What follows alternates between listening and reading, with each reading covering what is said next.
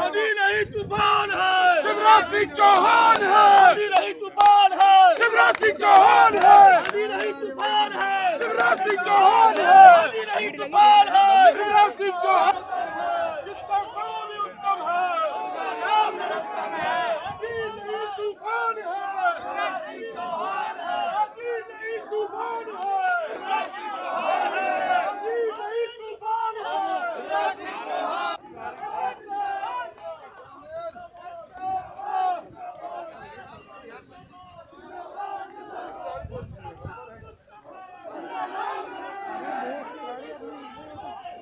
Pen रखें।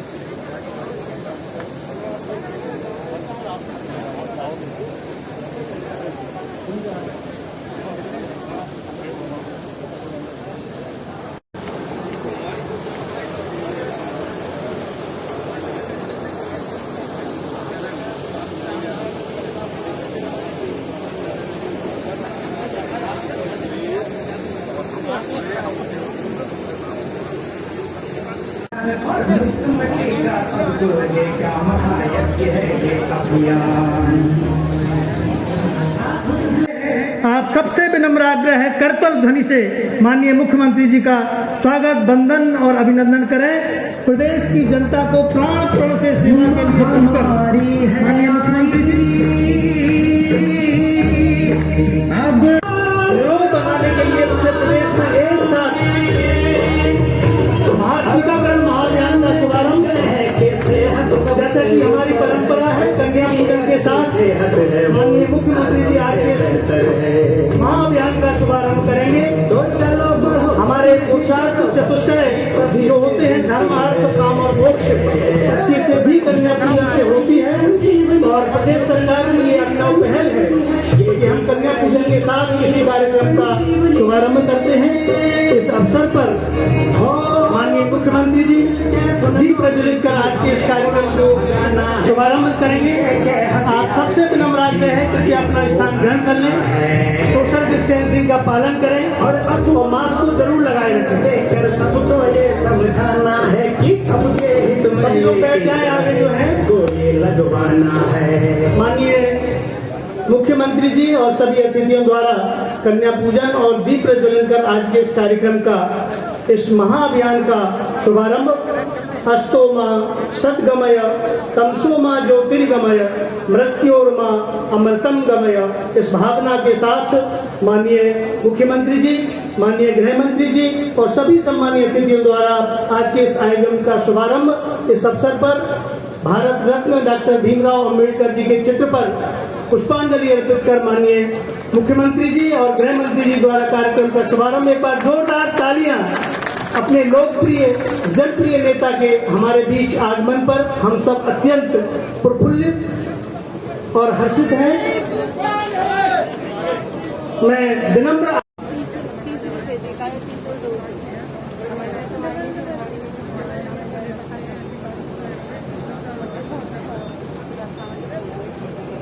मैं यहाँ से बोलूंगा, हम सब ने ये ठाना है, आप लोग पूरी ऊर्जा के साथ बोलेंगे।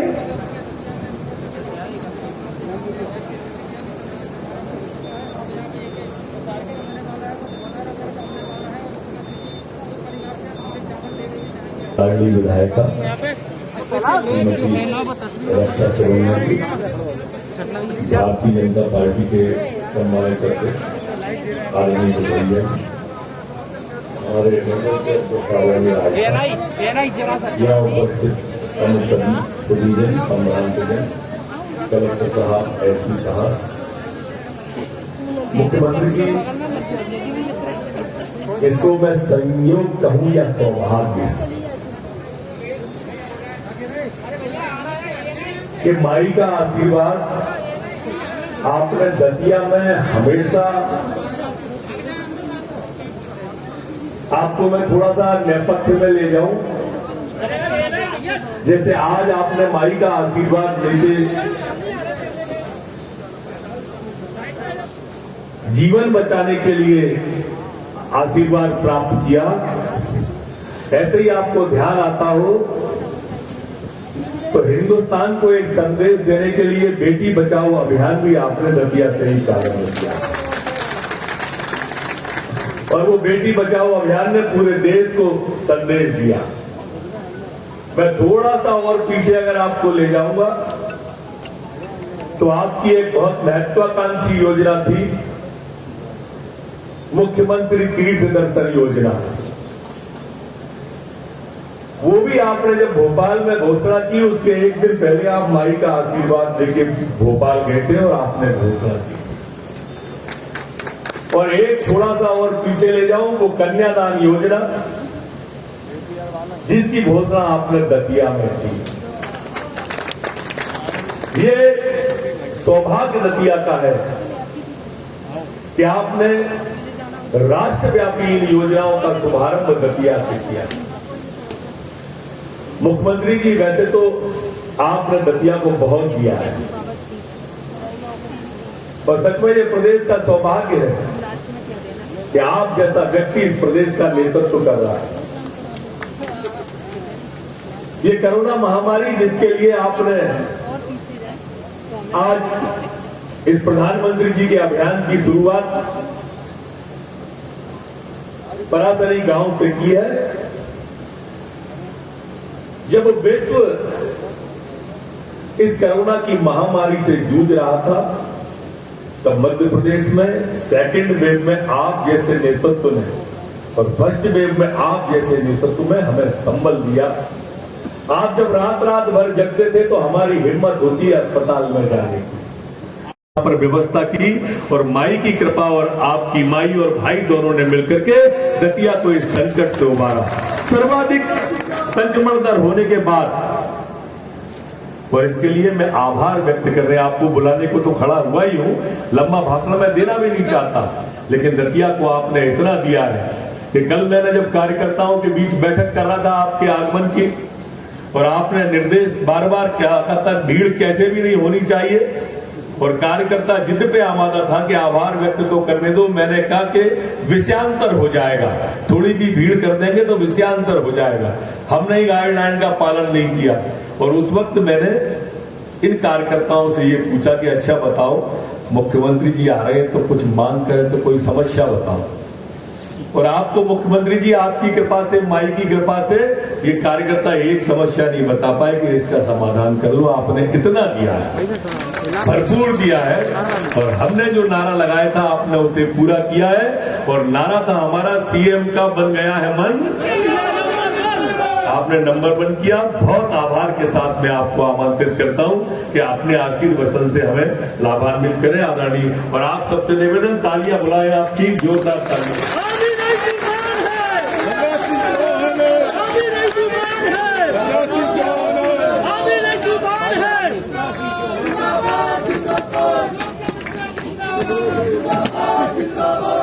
सबसे पहले भाई साहब ये हिला नहीं, आप बार बार उसका हाथ रखा। अच्छा, तो वैसे दे दो, इसको नहीं हिला। और माई के दर्शन करके ही आया। ये तय किया था कि टीकाकरण वैक्सीनेशन महाअभियान का शुभारंभ माई के दर्शन करके दतिया जिले से ही प्रारंभ किया जाएगा। और इस अवसर पर उपस्थित हमारे यशस्वी गृह मंत्री, आपके अत्यंत लोकप्रिय नेता, यहाँ के विकास पुरुष डॉक्टर नरोत्तम मिश्रा जी, हमारी यशस्वी सांसद बहन श्रीमती संध्या राय जी, हमारी लोकप्रिय विधायक बहन रक्षा सोनिया जी, जिलाध्यक्ष हमारे आदरणीय बेलिया जी, मंडल अध्यक्ष जी, हमारे इतने वरिष्ठ साथी आज नीचे बैठे हैं, एक एक को नाम से जानता हूं, लेकिन आज मंच की मर्यादा कोरोना के कारण है, क्योंकि हमको जनता को शिक्षित करने का काम भी हमको करना है। कोई कोरोना में भीड़ नहीं लगानी चाहिए, दूरी रखनी चाहिए, और इसलिए मैं माफी चाहता हूं। उनको मेरे साथ यहां खड़े होना था, बगल में बैठना था, लेकिन मुझे माफ करें। जब परिस्थिति सामान्य हो जाएगी तो गले मिलेंगे, हाथ मिलाएंगे, बहुत प्रेम से बात करेंगे। अभी वक्त इसकी इजाजत नहीं दे रहा है। मैं तरह की जनता से भी माफी चाहता हूं। उन्होंने बड़ी माला बनाई थी, लेकिन ये समय माला पहनने का नहीं, एक संकट से लड़ने का समय है। ऐसा संकट जिसने सारी दुनिया में त्राही मचा दी। भला हमने ऐसा दौर कभी देखा है कि अपने कोई किए हुए जन बीमार हो जाए, उसके माथे पे हम प्रेम से हाथ भी न रख पाए। मां अपने बेटे से बात नहीं करता है, बेटा अपने पिता के अंतिम संस्कार में भी दूरी बनाने को विवश हो जाए। ये अलग तरह की महामारी जिसने पूरी दुनिया को हिलाकर रख दिया। लेकिन हमारे यशस्वी प्रधानमंत्री श्रीमान नरेंद्र मोदी जी वो पहली लहर से ही सावधान कर रहे हैं। लॉकडाउन, दूरी बनाओ, मास्क लगाओ। मैं सबसे हाथ जोड़कर प्रार्थना करता हूं, मास्क छोड़ना मत, क्योंकि कोरोना यहीं से अंदर जाता है, नाक से या मुंह से। मास्क की बचाओ और प्रधानमंत्री जी ने आगे मेरी बेटियों को तिलक लगाना था, आज मैं नहीं लगाया, मैं कब केवल 5 छूलूंगा, क्योंकि अभी 5 से तिलक लगाना भी कोविड के नियमों का पालन नहीं है। और इसलिए देखिए इस समय अपनी प्राथमिकता है कि महामारी पर विजय कैसे प्राप्त करें। ये अदृश्य दुश्मन है हमारी, बड़ा खतरनाक वायरस है, बहरूपिया भी है। ये रूप बदलता है, मतलब अभी एक वायरस की दवाई बनाए तो ये दूसरे राउंड में इसका स्वरूप परिवर्तित हो जाता है। अभी दोबारा जो भारत में फैला वो जो वायरस फैला वो और ज्यादा खतरनाक था पहले, और ये मौतें हुई है बहुत। हमने अपनों को खोया है। कई लोगों ने लापरवाही की। मैं कई दिनों से आपने देखा होगा भोपाल में मास्क लगाता था, लोगों के अनाउंस करके समझाता था, स्वास्थ्य आग्रह पर बैठा, दुकानों पे गोले बनाए, लेकिन तब संक्रमण कम था तो लोग कहते थे कुछ नहीं है यार, और होगा तो इलाज करवाए। लेकिन ये और ज्यादा खतरनाक हो गया। अब वो नौबत दोबारा नहीं आने देना। जब अस्पताल फुल हो गए, ऑक्सीजन कम पड़ गई, इंजेक्शन के लिए लाइन लग गई, अपनों को हमने होते हुए देखा। अब वो लोग नहीं आने देना मेरे बहनों और भाई। अभी नरोत्तम जी बता रहे थे संक्रमण बहुत कम हो गया, और दतिया ने कमाल किया भाई। इससे घटा के और अब 0 के स्तर से 0.1% जरा सा बचा। लेकिन ये जरा से खतरनाक हो जाता है, ये कब बढ़ जाए इसका कोई ठिकाना नहीं। इंग्लैंड में 90 दिन लॉकडाउन रहा और 90 दिन के बाद खोला तो फिर बढ़ना शुरू हो गया। ये आप ही मुझे बताओ, अब फिर से ऐसी महामारी को बढ़ने देना चाहिए क्या? नहीं। तो तरीका 3 है अपने। नंबर 1, हम कोविड को रोकने का आचरण बना के रखें, मतलब मास्क लगाएं। आप सब समझाना, मैं हाथ जोड़ के प्रार्थना कर रहा हूं। कई बार जब बीमार नहीं होते तो फिर कहते काय का मास्क का तैयार हो गई, और ऐसे भी धोखा होता है। सुरक्षित दूरी पर हमको बैठना चाहिए, भीड़ से बचना चाहिए, अनावश्यक घर से ना निकलने को मना नहीं कर रही। दुनिया कैसे चलेगी कि सावधानी से। तो एक तो तरीका यह है कि कोविड के संक्रमण को रोकने के अनुकूल व्यवहार है। दूसरा हमने तय किया भैया टेस्ट करेंगे, तो लगभग 80,000 टेस्ट रोज करेंगे। अब कई गांव में टेस्ट का मना करते हैं, लाइट लगाना भैया, टेस्ट करवाते रहना है, क्योंकि टेस्ट से ही समय पर पकड़ में आ जाएगा। अगर और पकड़ में आया तो अपने दबोचा करोना, और नहीं पकड़ पाए तो वो फैल के 1 से 10 में, 10 से 100 में, 100 से 1000 में हो जाएगा। तो सरकार खूब टेस्ट करेगी। नहीं है लक्षण तो भी हम टेस्ट करेंगे भैया, टेस्ट करवाते रहना, कभी मना मत कर, ताकि कोई मिल जाए तो तुरंत अलग थलग रख दे और उसके संपर्क में आए लोगों का भी टेस्ट कर ले। तो ऐसे हम फैलने से रोक दें उसको। किल कोरोना अभियान चलाते रहे, जांच करते रहे, कहीं फैल तो नहीं ना। अस्पताल में बिस्तर ऑक्सीजन की व्यवस्था को बढ़ाते रहे। लेकिन सबसे प्रभावी उपाय है, जिसके लिए आज परासरी में आया हूं, दुनिया भर के वैज्ञानिकों ने कहा, अपने प्रधानमंत्री जी ने तो जगत कर दिया, अप्रैल में टास्क फोर्स बनाई और पहली बार इतनी जल्दी महामारी की वैक्सीन बना के तैयार करवा दी नरेंद्र मोदी जी ने। अब वैक्सीन अपने पास आ गई, हमको वैक्सीन लगवाना है। आज और कोई कार्यक्रम नहीं है, हद तक है, और अब मैं छोड़ूंगा नहीं। कोरोना के पीछे में और आप पड़े रहे, तब तक भैया वैक्सीन लगवाओ, क्योंकि वैक्सीन ही सुरक्षा है।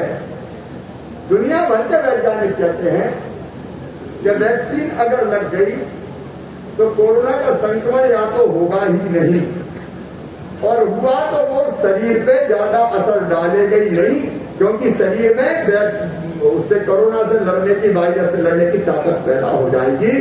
तो लड़के वायरस को ही खत्म कर देगा, मतलब जिंदगी नहीं जाएगी, जिंदगी बचेगी। या तो होगा ही नहीं, या फिर बहुत कम असर होगा कि हमको जिंदगी बचाने का की ताकत मिल जाएगी।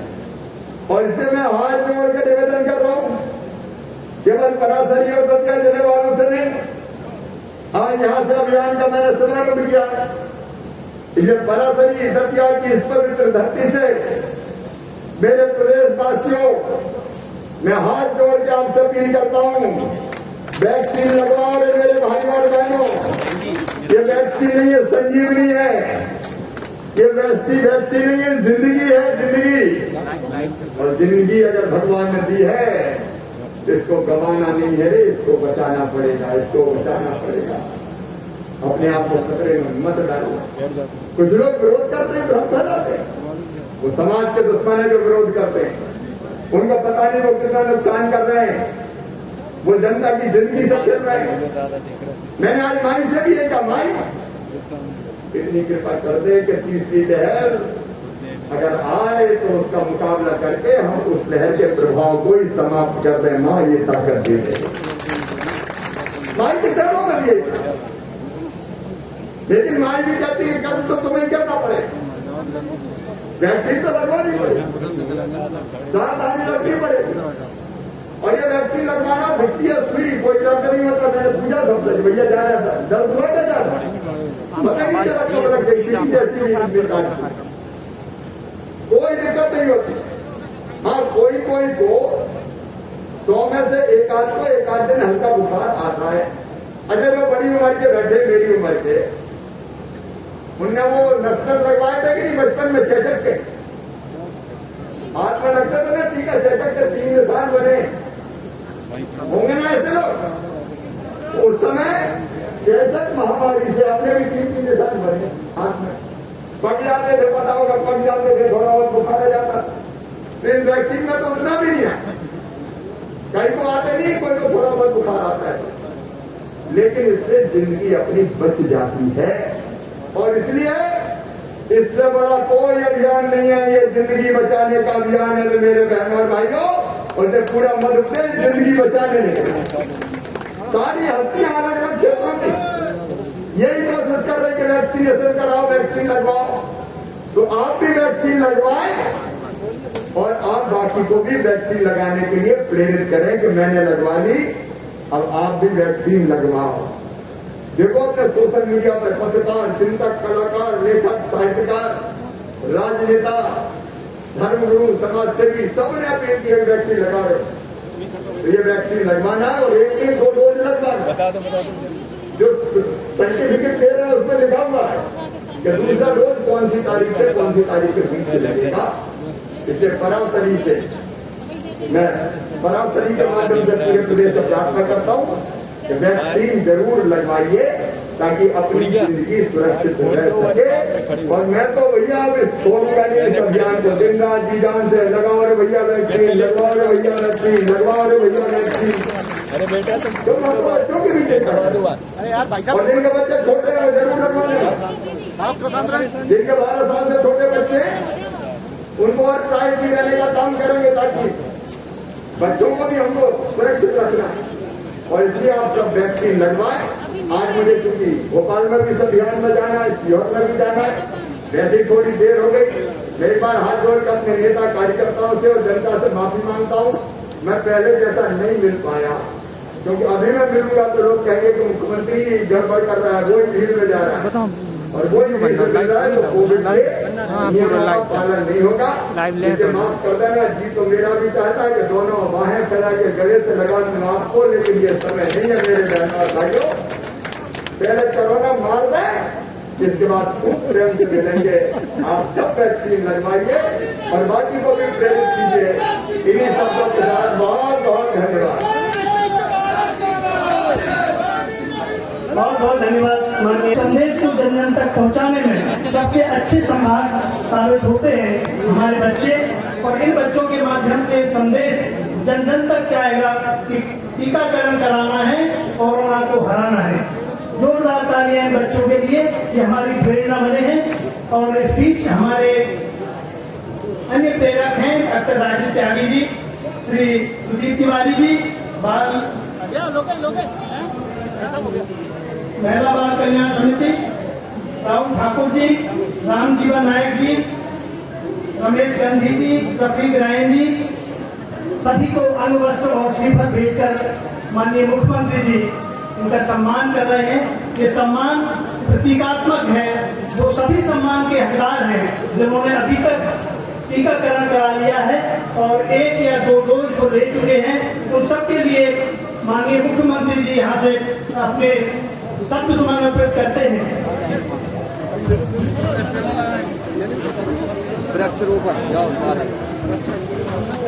सभी लोग अपने स्थान पर बैठे रहें। माननीय मुख्यमंत्री जी, उसको पौधे को जीवित पाए जाने पर मध्य प्रदेश सरकार द्वारा उन्हें प्रमाण पत्र दिया जाएगा।